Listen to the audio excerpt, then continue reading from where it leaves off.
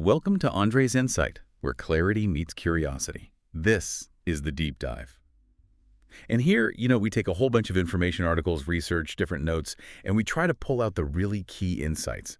Our goal is always to help you get informed quickly, but also thoroughly. And today, wow, we are diving into something that is, well, it's surprisingly common, often hidden though, and it touches the lives of so many people. Especially interestingly, people who are seen as successful. It's that really weird feeling, right? That paradox. You achieve something big. Yeah. Maybe you absolutely nailed a presentation, or you landed that dream job, or finished a degree that took everything you had. But despite all that external proof, that validation, there's this little voice inside, maybe not so little, saying you're a fake. You don't belong here. Yeah. Any second now, they're going to figure you out. Exactly that. It's that nagging fear, isn't it? That your success wasn't really you. It was luck or timing, or maybe you just, charmed your way through, fooled everyone. Not your actual skills or hard work. Right. So we were talking about the imposter phenomenon. And based on all the material we've gathered for this deep dive, it seems really important to state this up front. This is not a clinical diagnosis. That's critical. Absolutely. It's not listed as a mental illness like, say, depression or anxiety disorder might be. Instead, it's described as a widely recognized, extensively studied psychological pattern or experience. Yeah, pattern or experience. That's the key distinction. You hear imposter syndrome thrown around a lot, colloquially, but imposter phenomenon is the term you see more in the research, and it really emphasizes that this is a common human experience, a way of thinking and feeling. It's not some kind of disorder or abnormality you have. Its impact can be huge, definitely, on well-being, on performance. But it's not something you'd find as a specific diagnosis in, like the DSM. Okay, that really clarifies things right at the start. So for this deep dive, we've sifted through quite a bit. Articles, research bits, notes, all about this phenomenon.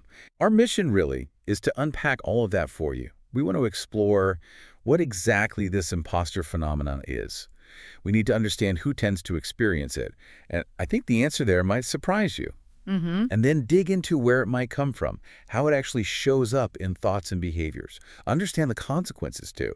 And maybe most importantly, look at what the sources suggest can actually be done about it. What are the strategies? Yeah, the practical takeaways. Exactly. We want to give you, the listener, a clearer, more informed picture, whether this is something you grapple with yourself, or maybe you just want to understand someone in your life who does. Think of us as guides, maybe, through this information. We'll pull out the important bits, the key insights from these sources, trying to paint a full picture, and hopefully make these sometimes complex ideas feel a bit more approachable, more relatable. Okay, let's do it. Let's jump right into the core. What is this thing? How do the sources define this feeling of being a fraud? Well, at its absolute heart, the imposter phenomenon is defined by this persistent internal belief that you aren't as competent as other people seem to think you are. And this is despite having actual evidence of your skills and achievements. Degrees, promotions, successful projects. Now, the objective proof is there. Exactly. But there's this inability to internalize it, to really own those accomplishments. You might succeed again and again, get glowing feedback, hold positions of responsibility, but inside, you chalk it up to something else. Like what? Luck, mostly. Or, oh, I just termed them. Or maybe connections helped. Or sometimes just sheer unsustainable effort, like you pulled an all-nighter and barely made it, so it doesn't count as competence. Not genuine ability or intelligence. Precisely. Not the core you. So, it feels like you're living under a false identity, just waiting for the other shoe to drop. That's a great way to put it. Constantly terrified that the facade, your perceived competence, is about to crumble. And everyone will suddenly realize you're not qualified, you don't know enough, you don't deserve to be there. That fear of exposure is central. You live with this constant nagging sense that you'll be found out, exposed as a phony. A profound disconnect. External validation says one thing, your internal reality feels completely different, like you're a fake. And yet, just to hammer this home, not a disease. Absolutely vital. The sources really stress this. It's not an abnormality. It's a very human psychological pattern. It comes from various places, different influences, but it's not a clinical disorder in itself. Calling it a phenomenon helps, I think. How so? It helps destigmatize it, makes it clear it's an experience many people share, not something broken about you. What I found really striking looking through the material is the paradox of who seems to experience it most. You might think, okay, feeling inadequate, That probably happens to people who are, struggling. But that's not what the research initially found, is it? No, and this is where it gets fascinating. When it was first really identified and studied back in the late 70s by psychologists Pauline Clance and Suzanne Imes, they were looking at high-achieving women. Women who were, by any objective standard, incredibly successful. Academically, professionally. So people at the top of their game. Exactly. They expected to find high self-confidence. Instead, what they found was this pervasive, often secret belief among these women that they were intellectual fakes, that they had somehow managed to deceive everyone about their actual abilities. Wow, so it wasn't people failing, it was people succeeding, often at very high levels. Precisely. That observation established the core paradox right from the start. The imposter phenomenon is strongly correlated with outward achievement. The very people who have piles of evidence proving their capabilities are often the ones wrestling with this deep internal feeling of fraudulence. It kind of suggests success doesn't automatically fix self-doubt then. It seems not. In fact, sometimes, the sources suggest, the increased visibility, the higher stakes that come with more achievement, that can actually amplify the fear. More to lose. More chance of being exposed. Something like that. It's a strange twist, isn't it? More success, potentially leading to more internal anxiety about whether you truly deserve it. That is fascinating and really counterintuitive. So, okay, if it was first noticed in this specific group, how common is it actually today? Who does it affect now? Well, the sources are pretty clear. It's way more widespread than just that initial group. It touches loads of different people, different populations. Though, yes, some patterns do emerge. It seems incredibly common. The exact numbers, they vary a bit depending on who's being studied and how. But one piece of material we looked at cited a survey, get this, indicating that 71% of leaders report having felt these imposter feelings at some point. 71%. Yeah. That's almost 3 out of 4. I know. So if you're listening to this and you feel this way, the odds are incredibly high that your boss, maybe the CEO, the top people in your field, Yeah. they felt it too. Almost certainly. And the thing is, they often suffer in silence. They think, it must just be me. Yeah. The sources also point to how prevalent it is in certain demanding professions. Healthcare comes up a lot. I can imagine. Yeah. Studies showing characteristics of imposter phenomenon in maybe as many as 1 in 4 doctors. Medical students, nurses, other healthcare pros, they're dealing with high stakes, constant learning curves, life or death stuff sometimes. It seems to be fertile ground for it. That makes sense. You've got immense pressure, constant evaluation, just a vast amount of knowledge you need to have. Yeah. It feels like there's always room for self-doubt, even if you're brilliant. Exactly. But it's definitely not just leaders or healthcare. The material shows it affects students at all levels: high school, uni, grad school, researchers, artists, engineers, entrepreneurs, people in pretty much any field you can think of. When might it flare up particularly? Big transitions seem to be key triggers. Starting a new job, getting promoted, entering a totally new field where you feel like you have to prove yourself all over again. Even well-known public figures, writers, actors, famous business leaders, the sources mention them speaking out about experiencing these feelings, which really just underscores how pervasive it is. It cuts across all levels of achievement and visibility. Okay, so let's quickly recap this first part then. It's this common internal feeling of being a fake despite external success. It's not a clinical illness. And it affects a huge number of people, surprisingly often those in demanding roles, leaders, students, anyone going through big changes, a hidden struggle connecting many high achievers. That really sets the stage. So now we know what it is and roughly who experiences it. The next big question is, why? What are the roots? What makes someone more likely to fall into this pattern? This is where the sources get into some really compelling stuff, linking current feelings back to past experiences, family, environment. Right. If it's so common, there must be some common threads, some risk factors. It looks like there are. While anyone can experience it, the material definitely highlights factors that seem to increase vulnerability. It's not just about being driven or successful. It's more about a complex mix of your personal history, your identity, the environment you're in. One factor that comes up consistently is gender. Now, men absolutely experience imposter phenomenon, let's be clear on that. But study after study, including research looking across different populations, tends to show a significantly higher percentage of women reporting these feelings. Okay, and do the sources offer reasons why that might be? Is it just reporting differences or something deeper? They suggest there are likely deeper societal reasons, particularly rooted in certain maybe Western cultural expectations placed on women. There can be this huge, often unspoken pressure, this mandate almost, for women to constantly seek external approval and to strive for this impossible ideal of being the best at everything flawlessly, A effortlessly. do-it-all myth. Exactly. And when you inevitably bump up against reality, you have to work hard, you make mistakes, you're not instantly perfect, it clashes hard with that internalized standard. That clash can lead directly to feeling like a fraud, like you're just performing this role of effortless competence, and any slip up feels like the big, feared exposure.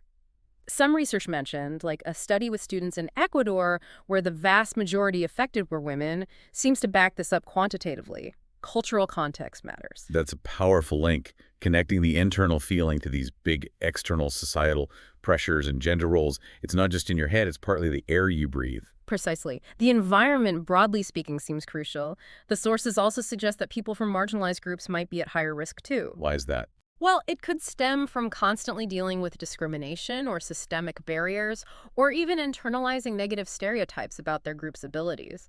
If society keeps sending you messages, subtle or overt, that question your competence or whether you truly belong, it's just much harder to build that solid internal sense that your success is genuinely yours, fully earned. So every achievement might feel like you had to overcome extra hurdles, Yeah. making it harder to just own it. Potentially, yes. It might feel like you had to navigate an obstacle course others didn't, which complicates that feeling of pure merit.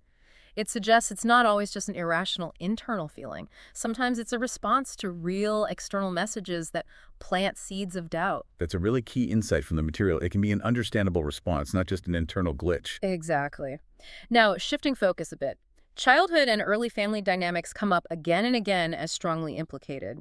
The sources point to two common, almost opposite family histories. Okay, what are they? So, scenario one. You grew up in a family where one sibling is kind of designated as the intelligent one, the academic star. Everyone knows that's their role. Meanwhile, maybe you were praised for other things, being sensitive or artistic or really good with people, charming. Right. Different labels. Different labels. Now, even if you go on to achieve great academic success or excel in a field requiring loads of intellect, you might have internalized that early family myth. Deep down, you might still doubt your own core intelligence. You might wonder, did I get here because I'm charming? Because I know how to please people? Or was it just luck? Not because you're actually smart. The internal voice whispers, I'm the sensitive one, not the brainy one. So that early label sticks, overriding the later evidence of your achievements. It can, yeah. Now, the second scenario is almost the flip side. In this case, the child is told from day one that they're absolutely exceptional, a genius, perfect, capable of anything, and crucially, effortlessly. That sounds great, like a confidence boost. You'd think so. But here's the rub, according to the sources. When this child inevitably hits something that's genuinely hard, something where they have to struggle, study, maybe even fail, Which everyone does. which everyone does, it clashes violently with that built-up expectation of perfection with ease. They haven't learned that struggle is normal, part of learning. Instead, they conclude, oh my God, I must actually be dumb. I must be an imposter, because they aren't living up to that effortless genius label they were given. The mere need to study feels like proof they aren't the real deal. Wow. So one path is feeling you weren't the smart one. The other is feeling you failed at being the effortless genius you were supposed to be. Both end up doubting your core competence when effort is required. Exactly. It really highlights how early labels and unrealistic expectations, even seemingly positive ones, can lay the groundwork. Lack of recognition in childhood is another factor mentioned. If your efforts or achievements weren't really seen or acknowledged properly, you might internalize a belief that you're not really worthy of praise, that your successes don't count, fostering that sense of inadequacy. In comparison, does that play in? Oh, hugely. Often exacerbates things. Growing up constantly compared unfavorably to that golden child sibling, perhaps? Or later in school or work, constantly comparing yourself to peers who seem to be succeeding effortlessly. That comparison feeds the belief that they are genuinely capable while you are the one faking it. Okay, so those are some potential historical roots. What about things in adulthood? Situations that can trigger these feelings or make them worse? Absolutely. Big life changes are major triggers. Starting a new job, especially one that feels like a big step up, getting promoted into leadership for the first time, going back to school, changing careers entirely.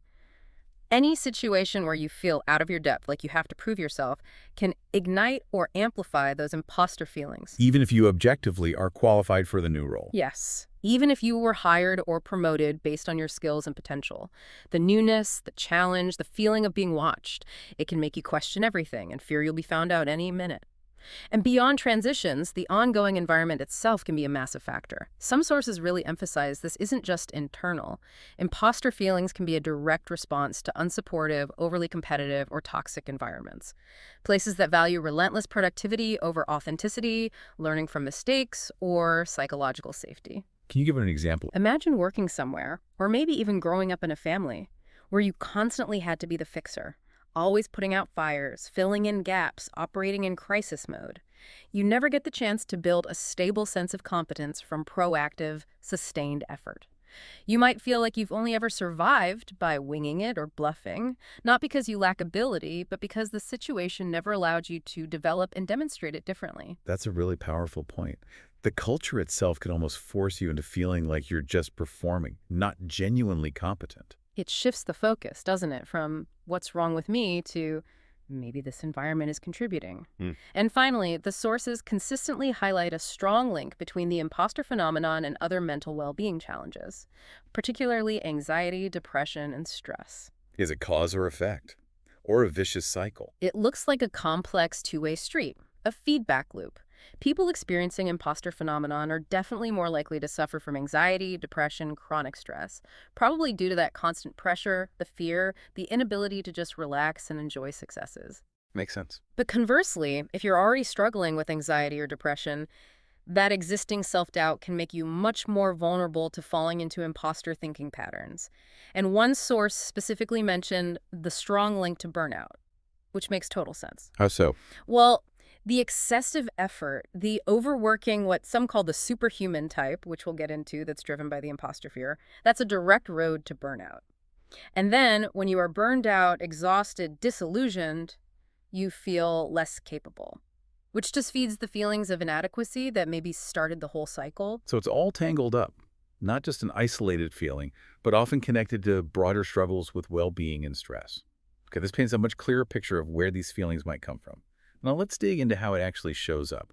What does the imposter phenomenon look like in terms of behaviors and those underlying thought patterns you mentioned? Right, understanding how it manifests is crucial because often the behaviors people use to cope actually end up perpetuating the cycle, even if they offer some temporary relief from the anxiety. What's a really common manifestation? Overworking is a big one. Huge. Because you're terrified of being found out as incompetent, you feel driven to work much, much harder than necessary or harder than your peers.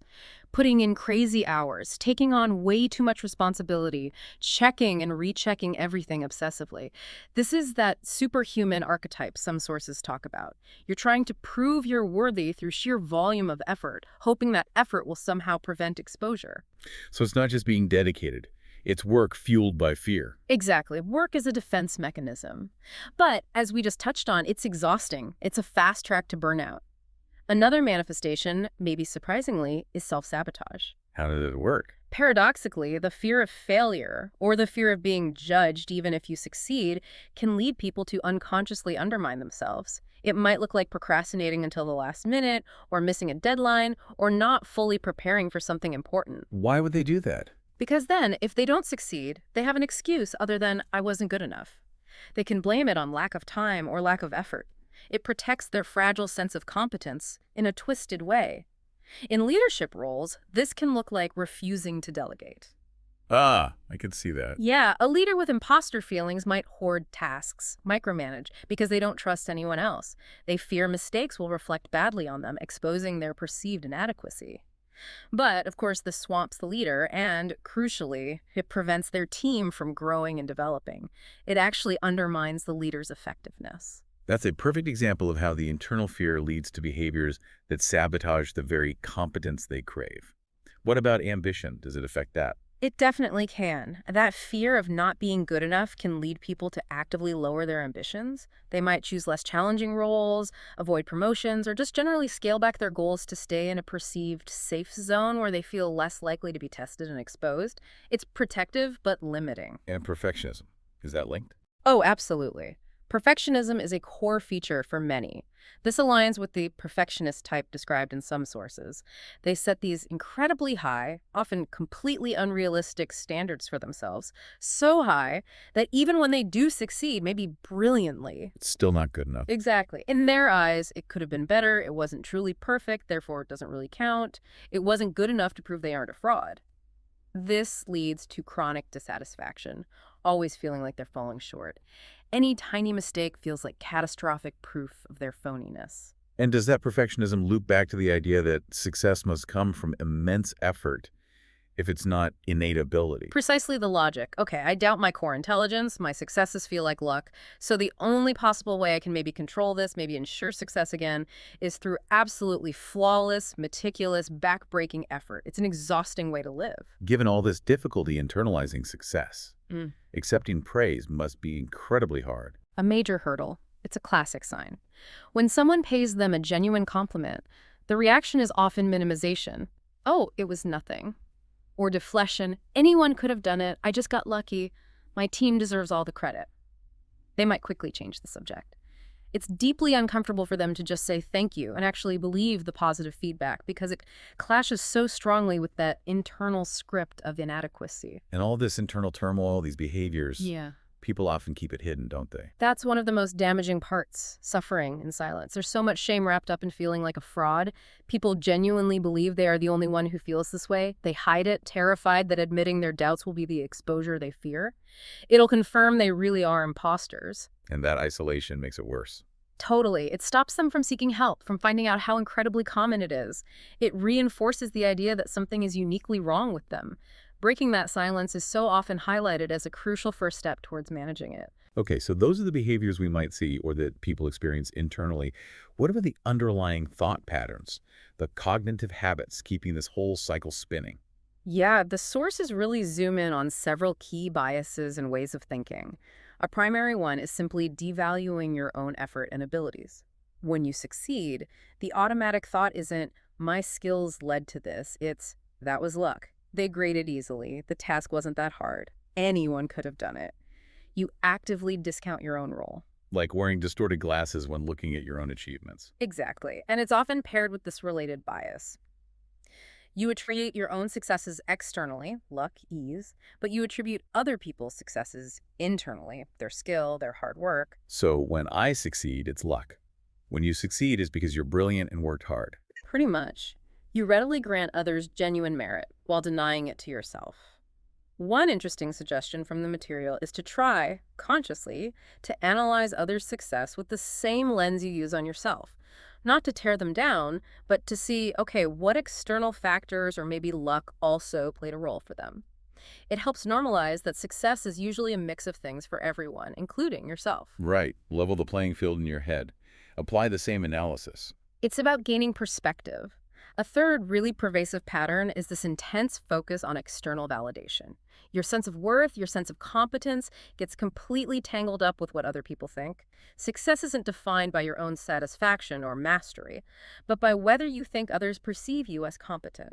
This fuels that constant, exhausting fear of being found out. External judgment feels like the ultimate truth. And that might link back to those childhood dynamics.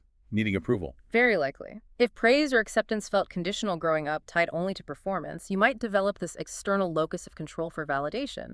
Your self-worth becomes dependent on external feedback loops. That sounds incredibly stressful. Always scanning the room, basically. It is, and it contributes to chronic stress. This external focus often links to other patterns mentioned. Confusion about your own self-concept, who are you outside of performance? Low self-efficacy, doubting your ability to handle things, despite past successes. And finally, often there's heightened self-consciousness and social anxiety. You're hyper-aware of yourself, constantly worrying about how you're coming across, fearing negative evaluation. It's like an internal alarm system, always looking for signs of imminent exposure. Wow. That paints such a clear, complex picture. The behaviors, the thoughts.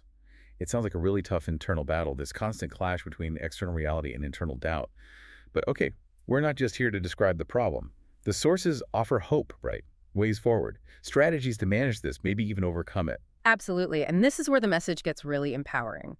Because while these patterns can feel deeply ingrained, The sources provide a lot of valuable insight into how you can challenge them, how you can build a stronger, more authentic sense of self-worth. It's not about flipping a switch overnight, but about developing conscious strategies, building new mental habits. Where does someone even start with something that feels so big and tangled? The first step, universally emphasized across everything we looked at, is just awareness and recognition. Seriously, just learning about the imposter phenomenon, being able to put a name to those confusing, maybe shameful feelings, recognizing its specific patterns in your own thoughts and behaviors, that alone is incredibly powerful. Why is just naming it so important? Because it instantly starts to break down the isolation, realizing, oh, this is a thing, it has a name. Millions of other people feel this way, even people I admire. That immediately reduces the shame and the feeling that you're uniquely flawed. Okay, so step one, recognize it's a common pattern, not a personal defect. What's next? The next big step, maybe the most critical, is actively challenging those negative, automatic thoughts.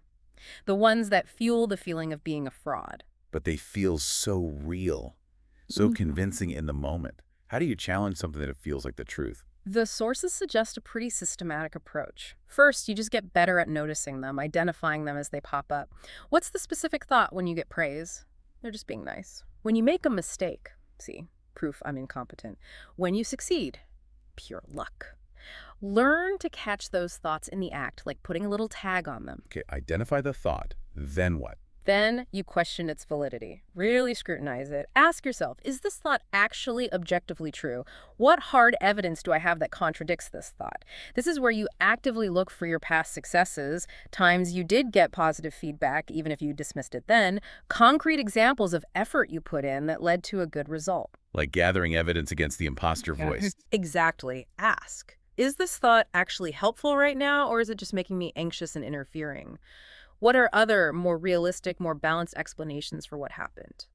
The goal isn't just wishful thinking. It's to find persuasive counterarguments grounded in your actual experiences, arguments you can start to believe. You're building a case for your own competence based on facts. Actively seeking out and acknowledging the reality that the fear ignores. Yes. And the third piece of this is to take those counterarguments and synthesize them into short, memorable, alternative thoughts. Positive self-instructions you can consciously repeat. Things like, I have the necessary skills for this task. Or, my preparation played a real role in this success. Or maybe, it's okay not to know everything. I can learn. Or, crucially, mistakes are learning opportunities, not proof I'm a fraud. And actually practice saying these to yourself. Yeah, writing them down, repeating them, especially when the negative thoughts hit. It takes practice, like building any new mental muscle, but it helps rewire those automatic pathways over time. Another really powerful strategy is about fundamentally reframing how you define success and failure. Moving away from those impossible perfectionistic standards. How do you do that? Recognize that competence isn't about being effortlessly perfect all the time. It's about learning, applying skills, making progress, adapting. Reframe errors. They aren't catastrophes that expose your phoniness. They're just data, feedback, opportunities to learn and adjust. Every mistake is information, not a verdict on your worth. Shifting from that fixed mindset, mistakes prove I'm flawed, to a growth mindset, mistakes help me learn. Exactly. And tied right into that is the need to actively connect with and own your achievements, because the imposter pattern pushes you to discount them. You have to consciously push back. How can people make that more concrete? It sounds hard. It can feel awkward at first, but make a deliberate effort. Pause after a success, big or small, and genuinely recognize the effort you put in, the skills you used. Take a moment to celebrate, even internally. This helps reinforce the link between your actions and positive outcomes. It builds that internal library of evidence against the imposter voice. And crucially, practice receiving praise. This is a big one. Instead of batting it away. Yes. Resist the urge to deflect or minimize. Practice simply saying thank you. Let the compliment land. Just consider that the other person might actually mean it because they see something real in you. It takes practice, but it's vital. That act of accepting praise directly challenges that core pattern of externalizing success. It does. Now, if doing all this internal work feels really daunting to do alone, what about getting help?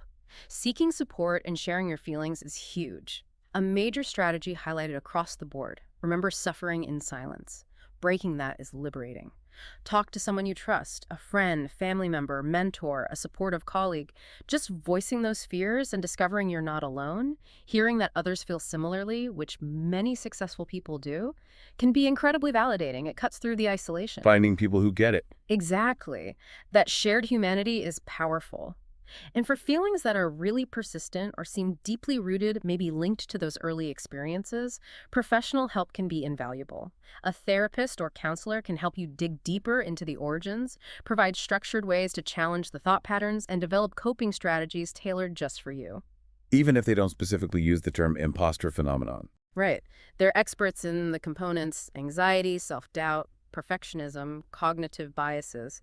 Therapies like cognitive behavioral therapy, CBT, are often mentioned as very effective because they directly target identifying and changing those negative thought loops and behaviors. So professionals offer tools and perspectives that are hard to get on your own. Definitely. Another key piece is building self-compassion and prioritizing self-care. People with these feelings are often incredibly hard on themselves. Driven, perfectionistic. Yeah, driving themselves towards burnout. So learning to be kinder to yourself, accepting imperfection as human, making time for rest, well-being, things outside of just achievement, that's vital. It's the necessary counterbalance to that relentless drive. And finally, the sources also touch on some more in-the-moment strategies, embracing presence and action. Simple things can help shift your mindset. Some sources mention things like power poses or consciously adopting more confident body language, the idea being your body can influence your mind. Even just imagining confident posture can help. One source even talked about reframing winging it, seeing the ability to navigate uncertainty and improvise as a skill, not just proof you're unprepared. Acting as if you're capable and letting the action build the feeling. Kind of, yeah. It's like behavioral activation, doing the thing can sometimes quiet the doubt. Another practical tip is learning to slow down your reactions. When you feel that panic rise, resist the urge to react frantically. Taking a breath, responding thoughtfully instead of from fear, that reflects personal power. And focus. Yes. In moments of high anxiety or self-doubt, consciously shift your focus off your internal state. Do I look okay? Do they know I'm nervous? And onto the external task. What's the actual problem here? What's the next step? This breaks the rumination cycle and lets you engage your actual skills. And of course, ongoing learning and genuine preparation, focusing on actually building your skills and knowledge, provides a solid foundation that naturally counters feeling unprepared. Lastly, because the environment matters, there are strategies there too. As an individual, maybe seeking out workplaces that value authenticity and support. And if you're a leader, understanding this phenomenon means you can actively shape a culture where it's safer for people to admit uncertainty, where feedback is specific and helpful, where mistakes are treated as learning and successes are genuinely celebrated. That can make a huge difference for your team. This has been incredibly insightful, a real deep dive. We've covered so much. We started with defining the imposter phenomenon, that nagging feeling of being a fake despite success. We clarified it's a common psychological pattern, not an illness, and highlighted that strange paradox. It often hits high achievers hardest: leaders, doctors, students. Then we explored the roots. How early family dynamics being labeled or the pressure of being the genius can plant seeds of doubt. How lack of recognition, comparison, societal pressures, especially for women and marginalized groups, can add layers. And how big transitions or unsupportive environments can trigger it. Plus, its strong link to anxiety, stress, and burnout. Then we looked at how it shows up. Those behaviors like overworking, self-sabotage, perfectionism, maybe shying away from ambition, struggling to accept praise, and that painful tendency to suffer in silence. And we unpack the thinking behind it, discounting your effort, attributing success to luck while seeing others as earned, needing that external validation, feeling confused about yourself, doubting your abilities, and that constant self-consciousness. And crucially, we laid out the strategies from the sources, starting with just awareness and naming it. Then actively challenging those negative thoughts, identifying, questioning, finding alternatives, reframing success and failure, consciously owning your achievements, learning to accept praise, seeking support, talking about it, maybe getting professional help, building self-compassion, prioritizing self-care, and using in-the-moment techniques like shifting focus, managing reactions, and continuous learning. It feels clear from everything we've discussed that while this imposter phenomenon is complex, maybe has deep roots from our past, maybe influenced by our environment, it's not like a life sentence. No. The sources really offer concrete ways to gain agency, to understand this pattern in yourself or others and develop tools to handle it. It's less about fixing a broken part of you and more about understanding a common experience and relating to yourself and your achievements more helpfully. Exactly. Recognizing the feelings don't reflect your actual competence. Which brings us to a final thought, something for you, the listener, to maybe chew on after this deep dive.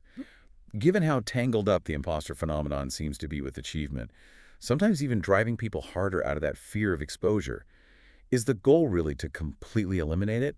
Or is it maybe more realistic, more beneficial to learn how to understand it, dial down its negative effects, the anxiety, the burnout, the self-doubt, and maybe even learn to harness the energy behind it, that drive, Hmm. but channeling it through genuine motivation, belief in your skills and effort, rather than that constant draining fear of being found out? What would success feel like if it came from a place of self-compassion and confidence in your ability to learn and grow instead of fear? That's a great question to reflect on. Thank you for joining us for this exploration. We really hope this deep dive has brought you some clarity and maybe satisfied a bit of your curiosity about the imposter phenomenon.